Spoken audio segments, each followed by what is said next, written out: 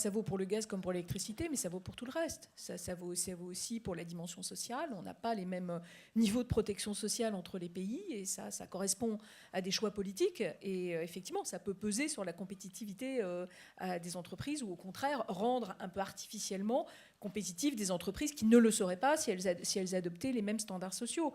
Donc il me semble que l'Europe doit progresser vers plus de convergence. On a déjà eu ce débat, notamment autour du Gas Target Model, par exemple. Ça ne veut pas dire qu'elle doit pousser les États à avoir des réglementations uniformes. Il est bien normal, et c'est bien l'enjeu de la politique, sinon il faut laisser l'Europe aux technocrates. C'est bien l'enjeu de la politique que de décider de fixer nationalement des priorités. Et c'est bien normal que tous les pays, en fonction de leur histoire, n'aient pas les mêmes priorités. Donc moi, ça ne me choque pas que dans un pays où on a placé très très haut depuis toujours la sécurité d'approvisionnement reste une exigence politique d'un niveau élevé.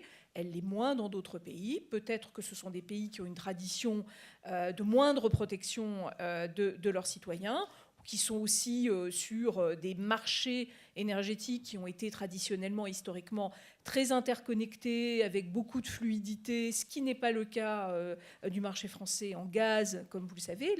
La fluidité, la profondeur et la liquidité du marché sont des choses qui ont été créées sous l'impulsion de la DGEC, et surtout sur l'impulsion du régulateur. Donc c'est des choses qui ont été acquises dans le marché national, qui ne l'étaient pas initialement. Donc que cela s'accompagne de la volonté des pouvoirs politiques de veiller vraiment à la protection du consommateur, je ne trouve pas ça anormal. Ou alors il faut dire que l'Europe vise partout et toujours à uniformiser l'ensemble des règles, quel que soit le secteur auquel elles s'appliquent.